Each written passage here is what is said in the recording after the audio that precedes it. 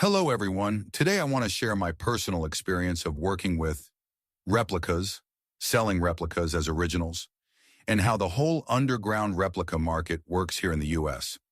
I'll also pull back the curtain a bit on how high-end counterfeit goods are moved, how people sell them as replicas or as authentic, and what the American version of the Chinese top-tier knockoff system actually looks like.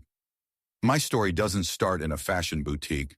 It starts in a military high school, a junior ROTC-style academy, where we basically had no normal clothes.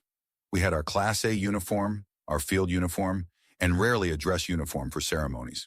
That was it. No jeans, no hoodies, nothing casual. By the time I reached my junior and senior year, I realized one simple problem. I had absolutely nothing to wear outside school. Every time I left campus, I threw on the same old pair of jeans and a worn-out t-shirt. And after a couple of years of that, it started eating at me. You're a teenager, you want to look good, you want to fit in. And everyone out there looked normal, stylish even, while I looked like I escaped from a government building.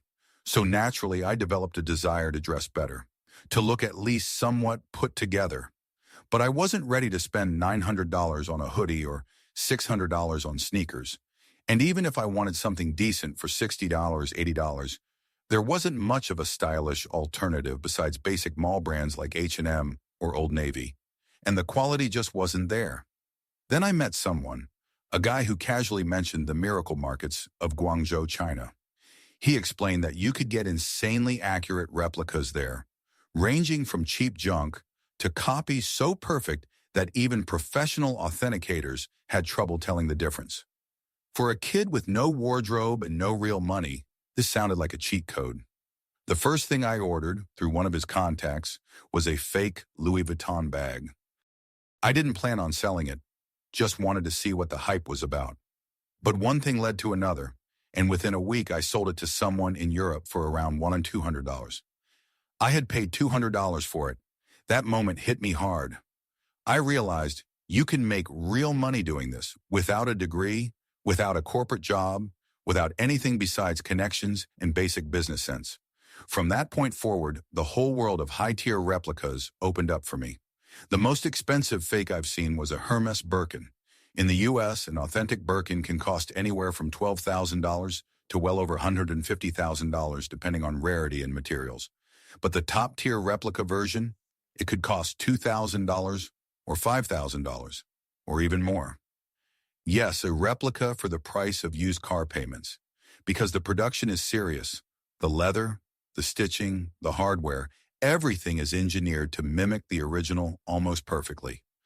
Eventually, I traveled to China to see everything with my own eyes, and that's when I learned how deep this rabbit hole goes. You usually don't get taken to the real places unless someone vouches for you. The public markets, the giant malls full of random stalls, don't show logos or brands. Everything looks generic.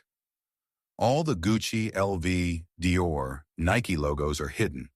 The real stuff, the true replicas, are kept in secret back rooms or completely separate showrooms you can't just walk into.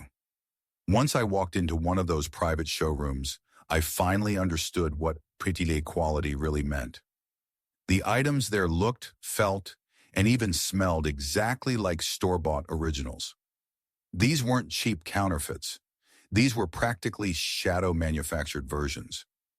Rumor is that some are made in the same factories as real brands during night shifts. Whether that's true or not, I can say one thing. The quality is extremely close. It's not easy to get into these showrooms.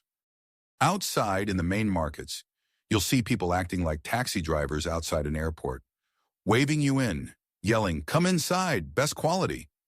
But if you follow them, you'll end up in a basement full of low-tier fakes that wouldn't fool anyone. Then there are the scammers. They're not just in China, they're everywhere. Instagram sellers, TikTok sellers, trusted plug pages, Telegram channels. Someone posts pictures, you wire money through Zelle or Cash App, and then the person disappears. No item, no refund, nothing. Some Chinese suppliers are also unreliable. You pay for high-tier merchandise, but they send you the lowest tier instead. You pay $150 expecting a solid replica and receive something worth $20. People think fake are cheap, But that's not true. Good replicas are expensive to make. The materials, the molds, the leather, the QC, all of it costs money. Many U.S. sellers don't want to buy high-tier inventory, so they import the cheaper stuff from China for $20 or $40 and sell it here for $80, $150, doubling or tripling the price. If we look at the numbers, an item that costs $50, $100 in China would be $600, $150 in an official U.S. boutique. The markup difference is enormous.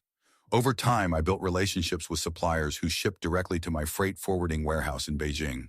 From there, everything was combined into bulk shipments and sent to the U.S. through special routes, basically air freight that bypasses strict customs inspections. Before 2020, you could even ship via DHL or EMS small packages without too much trouble. But after that, everything changed. Customs became more aggressive. Several packages of mine were seized at the border. Altogether, I lost maybe $7,000, $8,000 worth of goods. Just gone. So I started buying shipping insurance. It costs about 3% of the item value, but gives peace of mind. Later, I switched to using runners, flight attendants, business travelers, and people from special courier apps who carry items in their luggage.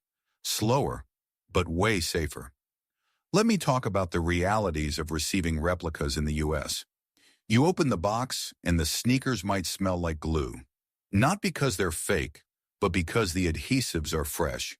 So you need to let them air out on a balcony or in a garage.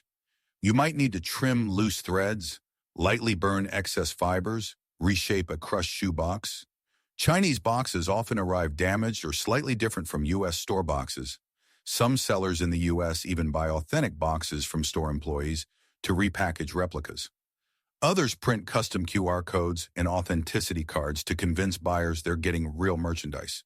Some sellers create the illusion of lightly used condition, wear an item once, call it 9.510 condition, and sell it as a deal. People trust used deals more than brand new ones that are too cheap. And you won't believe this, but I've seen sellers ship items directly from China to American customers with Chinese labels still attached, with the supplier's warehouse address visible, and they still claim it's authentic. It's ridiculous, but it happens all the time. In the US, selling fakes as authentic can destroy your entire online presence. eBay bans you, PayPal locks you out, Grailed freezes your account, StockX blacklists you, and if you're forced to accept a return, buyers sometimes send the item back completely destroyed out of spite, cut, burned, or slashed. Many Americans believe that buying from trusted resale boutiques guarantees authenticity, but that's optimistic. In the last few years, tons of luxury resale shops opened across major U.S. cities: Los Angeles, Miami, Atlanta, New York, Houston. Beautiful interiors, marble floors, nice lighting, friendly staff, and yet some of these shops quietly mix replicas with authentic items. Sometimes the owners know. Sometimes the employees do swaps, handing customers replicas while pocketing the real item. That's why even well-off buyers sometimes end up with replicas despite paying full retail or resale value. Today, distinguishing a high-tier replica from an authentic item is extremely difficult. Even if you've touched originals many times, you can still be fooled. That's where legit checking services come in. In the U.S., some companies like Entropy, Legit Grails, CheckCheck, and others offer authenticity verification. You pay $20, $70 or more, and if they certify something as real, they take responsibility. Some even offer buyback guarantees if they make a mistake. If you want to buy originals safely, the best places are official brand boutiques in the US or Europe.